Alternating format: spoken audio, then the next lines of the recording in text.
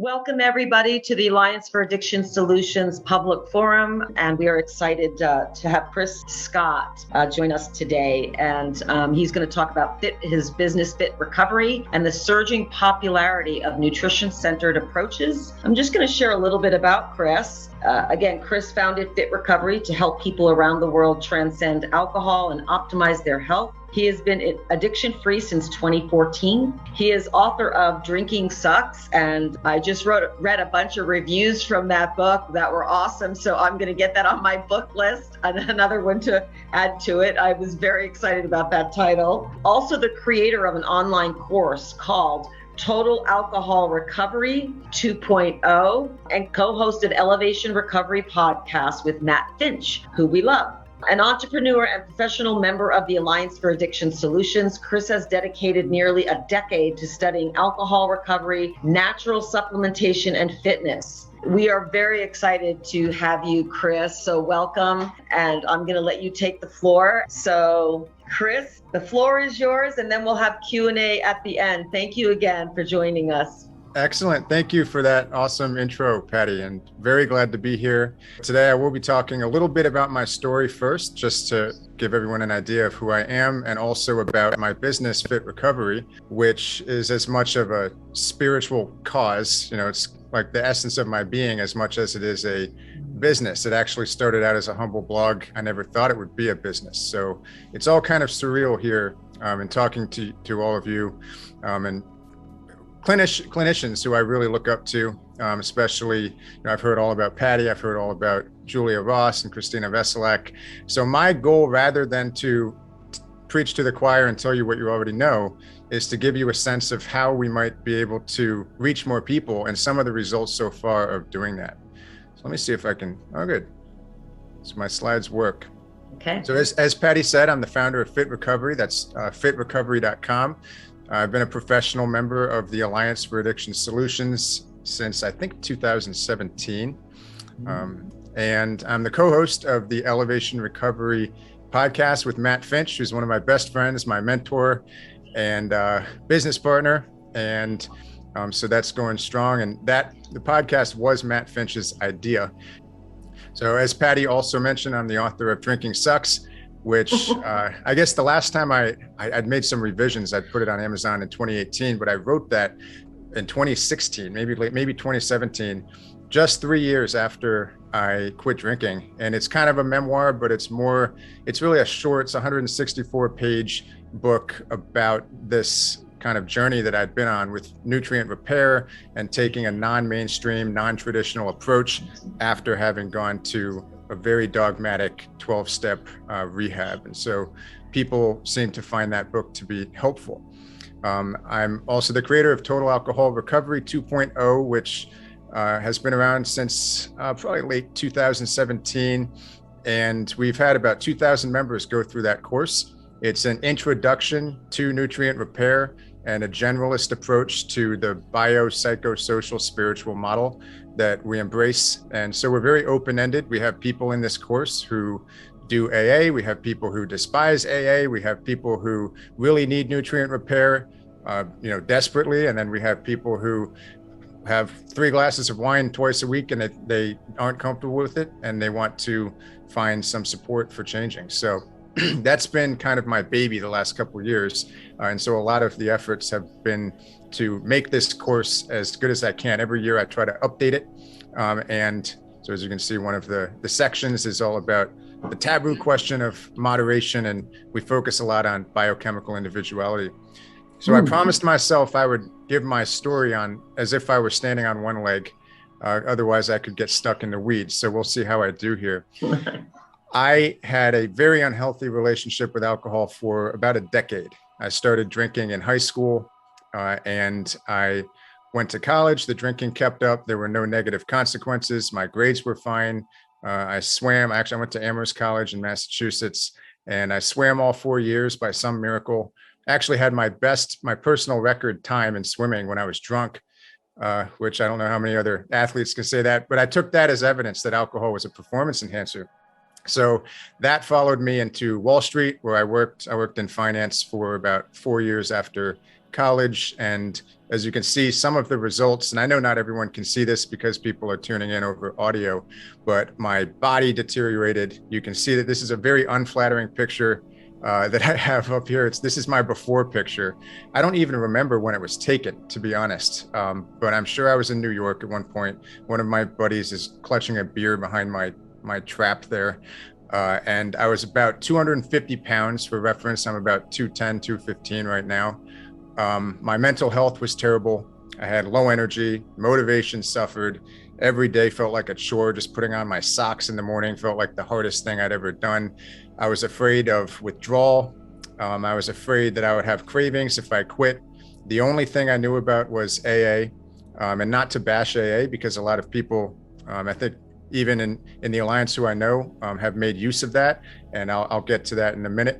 But I did not want to go declare that I was an alcoholic forever. I didn't want to be either a lying addict or a sober lying addict. And it seemed to be, from the worldview that I understood, that was my alternative. So I kept drinking. I had a sense of misalignment spiritually, which is extremely common for people who, become slaves to alcohol or other substances. And I had a profound sense of powerless. I felt extremely trapped. So I actually got to the point where I was very good at hiding my drinking. And I got to the point where I was sick of it. And I enrolled myself in a 12-step rehab. I called my family and all my friends. And there were some positive elements there. But my main takeaway was a depressing one, which was that there's no cure for being an addict. And you're being successful when you can sit in a chair with your cravings. I figured that's what the rest of my life would look like. That's almost verbatim what one of the counselors at this rehab center told us. She also told me that I probably shouldn't talk to any of my former friends again. They were all bad influences, and that's absurd. My best friends now are still some of my best friends from childhood who were not primarily drinking buddies. So I kind of ditched the black and white paradigm that you get there. My problem, of course, was that I had horrible cravings and post-acute withdrawal, pause, after leaving rehab. They weren't going away. I would wake up in the morning and it was just a struggle all day not to drink. I white-knuckled it. I used my willpower. But as I found out, I'm getting ahead of myself. I had insomnia. They actually gave me trazodone to sleep. And trazodone gave me manic episodes. I would have to get up at 3 a.m. and involuntarily go for a jog. So that wasn't fun. I had anhedonia, or pleasure deafness.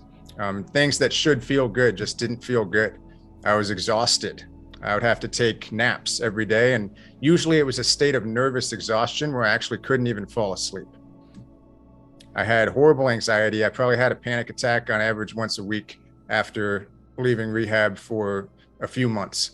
But things did slowly get better, because even against the advice of the rehab center I went to, I decided to make it my personal mission to get back in shape. I knew nothing about nutrient repair. I bought a tub of L-glutamine. I got a multivitamin. I got some other supplements that were just gibberish, supplement jargon. Just take what I can get. And I noticed, oddly, that my workouts and this tub of L-glutamine were quite obviously making me feel way better than the AA meetings, which made me depressed and made me want to go drink immediately after. So I ditched the AA meetings and I kept taking more glutamine and I kept up with the supplements. And so my thought was the fitness. It never occurred to me that L-glutamine was a precursor for GABA, or it was helping me with hyperglycemia or doing all these amazing things. But I thought, it's all about fitness. And so that was the initial concept. That's why I called my website Fit Recovery. Had no idea it would expand into something called nutrient repair later on. But I did decide to do some research. And so the first book I found on the subject was Joan Matthews Larson's 7 Weeks to Sobriety. And I should say that the late Joan Matthews Larson, she is a legend in my book. And I actually had the pleasure of interviewing her son on our podcast, one of our early episodes. And that book made a profound impact on me. And I suddenly started to realize what had been going on with this tub of L-glutamine.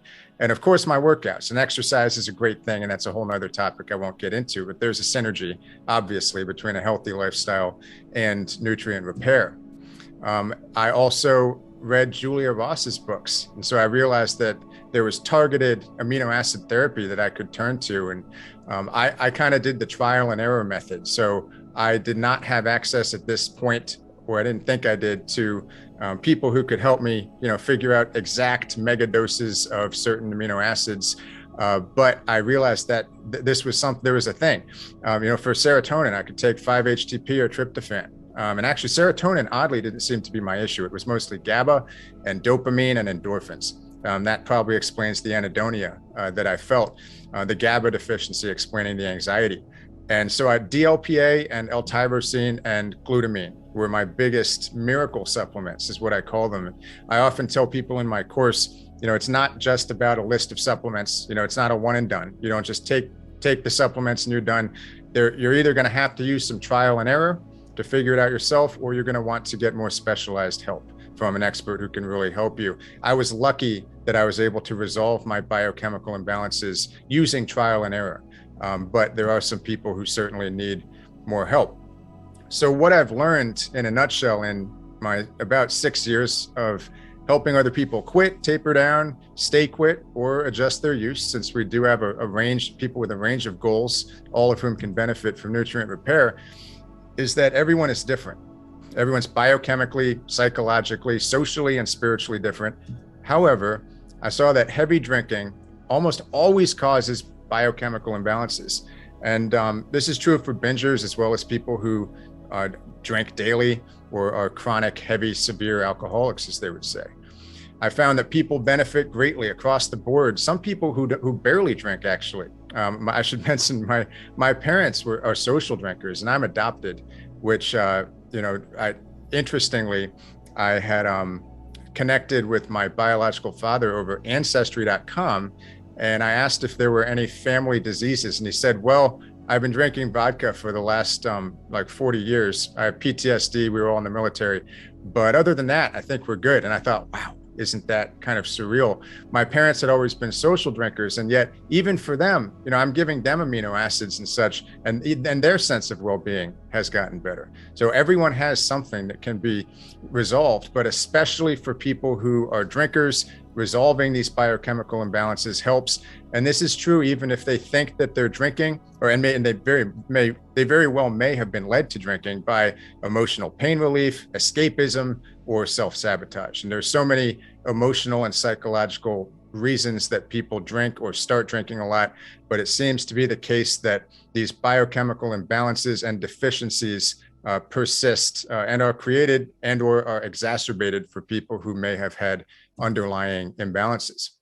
So here's a little graphic that I have made of the hierarchy of alcohol recovery. It's the biopsychosocial spiritual model with transcendence at the top, and it's organized like a pyramid for those of you who are listening rather than seeing. It's kind of a blend of Maslow's hierarchy of needs and a maverick psychiatrist named Dr. Amen, who runs a clinic. He uses supplements and brain scans actually to help people. And so I want to be clear, I didn't invent the biopsychosocial spiritual. I didn't invent a lot of these concepts, but this is the best way that I could come up with to show people, what the process can look like. And it's an exciting process. And we have the biochemistry at the bottom of this pyramid because it seems to be the case that all of the work in the other pillars are easier once you let supplementation and lifestyle changes and obviously detoxification do the invisible work of restoring those imbalances for you. So here's another slide with this biopsychosocial spiritual transcendence model. And I could get into the weeds here. I'm going to limit myself, but happy to answer any questions. So I have now a slide with one of my favorite transformations. If you go to fitrecovery.com/testimonials, you can read many more testimonials for Fit Recovery. I didn't want to do a whole presentation on that, but this guy, his name's Eric. He gave me permission to share this with all of you and really wherever I'd like. And he is a private client of mine who happened to join the course first. And really, he was in a good spot by the time he became a private client. He was just working on optimization by that point. But he has a text message here. You can see that on the left side, he looks totally, unhealthy and demoralized, very thin, emaciated. And on the right, you have an after picture. He's in the gym, he's jacked, he's looking happy. He says, 2 years alcohol free. I wouldn't believe this pick if I hadn't lived it. I picked up the weight, but you definitely helped me put down the Bud Light. Thank you. And so he actually had co-occurring alcohol addiction and ulcerative colitis. Now, I'm not an expert in ulcerative colitis, and so he had to consult people who knew about that. He had surgeries and hospitalizations from that before, but it turned out that the alcohol had been a triggering factor biochemically for these bouts of ulcerative colitis. So until he got himself to quit drinking, he would not resolve his ulcerative colitis. And until he repaired biochemical imbalances with the help of nutrient repair and exercise, as you can see, he was not able to resolve the drinking. So this is it's one of my favorite recent transformations. Actually, I think I got this text from him a few weeks ago, and we have many more if you want to check out the testimonial section of Fit Recovery. I also want to mention that I am teaming up with Chris Engen, who's another member of Alliance for Addiction Solutions, and she's awesome, courtesy of Julia Ross, who I had the privilege of interviewing for the Elevation Recovery podcast, introducing me, connecting me with Chris. I was able to meet Chris briefly when I was on a trip to San Francisco, visiting a friend. And, it quickly became obvious to me that, as a generalist, I needed to team up with someone who had advanced knowledge of amino acid therapy in order to keep offering people what they need.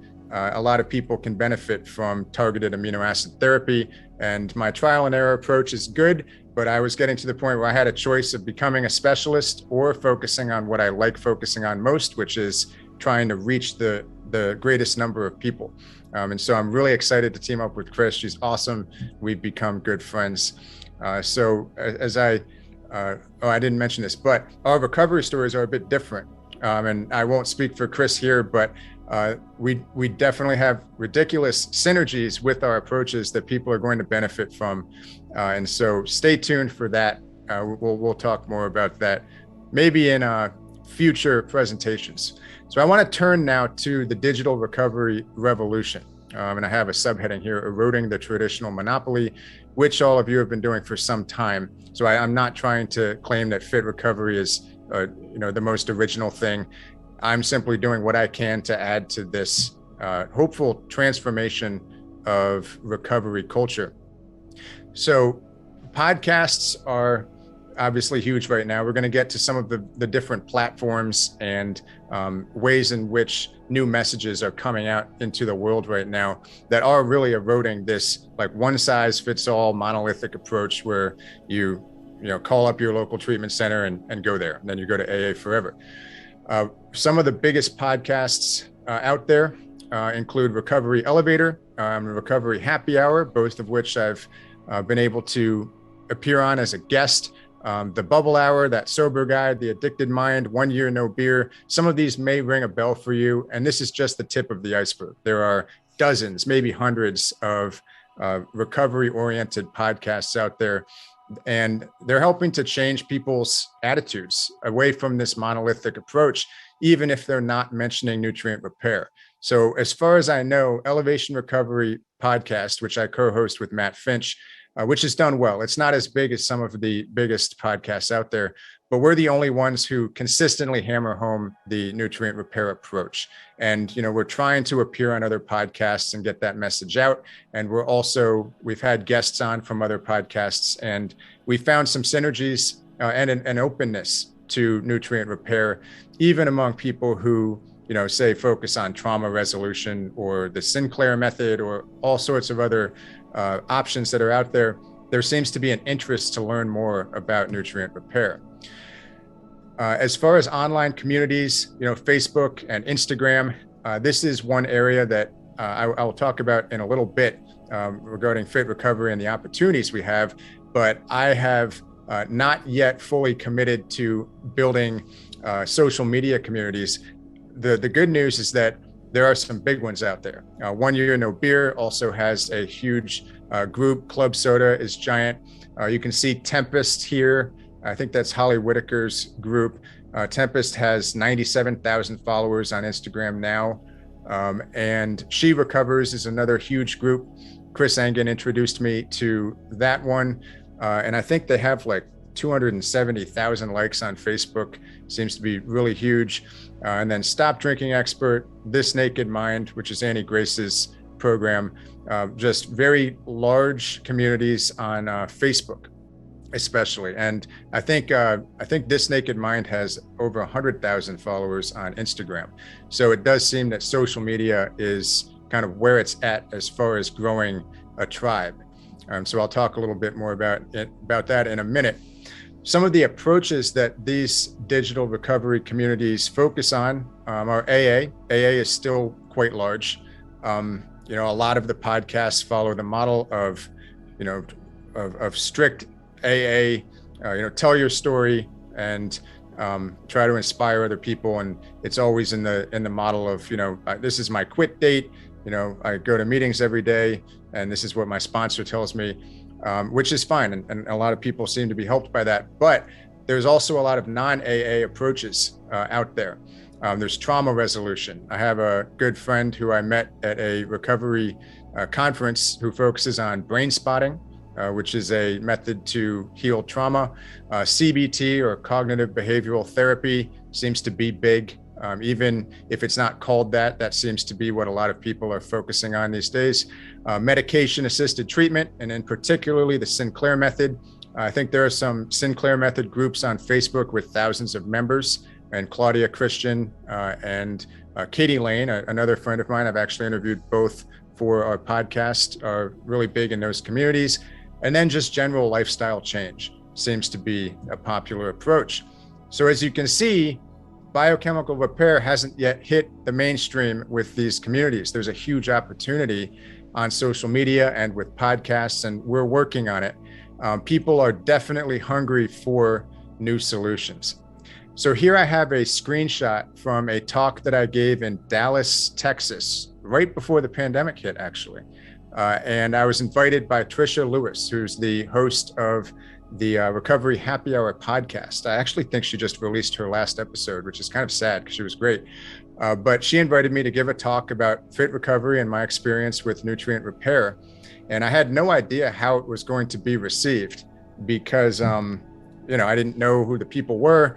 And I thought, I knew that I was pretty sure that she went to AA, and I didn't know how strict some of these people might be ideologically. But to my surprise, everyone loved hearing about nutrient repair. Some of them recognized me, which was really weird.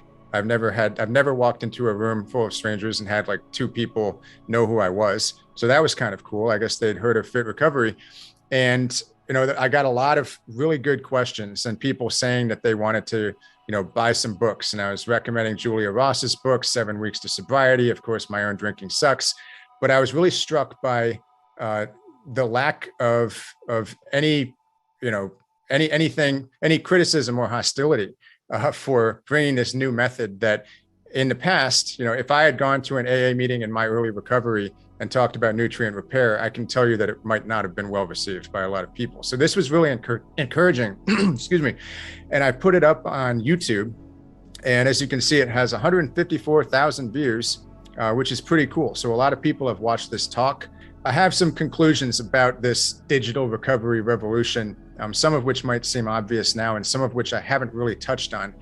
But the first is that COVID and the lockdowns massively accelerated the process of online recovery, which has already been underway for some years. And it's obvious why that's happening. People are at home. In many cases, they can't leave, or they are afraid of contracting the disease if they go to a rehab center. So you've actually seen programs like Legit Script, which is what Google and I think Facebook rely on to determine whether an entity should be allowed to advertise in the addiction space. You've seen them expand their program so that like smaller groups are able to do it. And that's something we're looking into as well, is getting Legit Script. It's very hard to run Google ads or YouTube ads or Facebook ads actually in the addiction recovery space if you don't have that. The good news is that seems to be becoming more possible. At first, it seemed to be a traditional rehab only almost barrier to entry, but hopefully that's changing. The second conclusion is that AA and big rehab's monopoly on recovery is being eroded. We touched on that. There's so many voices out there, and there's an openness and there's a desire by people who need help to look into more information. And I think that's a trend that's only going to continue. People are searching, as we've showed, for nutritional therapy info on search engines and on social media. And that's only going to get, there are a lot of people who need this information. And once they find it, sometimes it's like they didn't know they were looking for it, but they know that this is what they were looking for. That seems to be what nutrient repair or biochemical restoration, whatever we want to call it, offers people. Like, they're like, oh, it makes sense. I knew there was something going on in my brain and my body, and now you're telling me what it is. And it's not that I have to go digging for for some of them, they'll say, it's not that I have to go digging for non-existent trauma, or that I need to do some repetitive motions of recovery, cliche stuff every day. I need to fix my GABA, serotonin, endorphins, and dopamine, and so on. Another piece of good news is that we have friends and supporters from other camps. And so recently, I think maybe 6 months ago, I had Claudia Christian, who's a big proponent of the Sinclair method, on my podcast.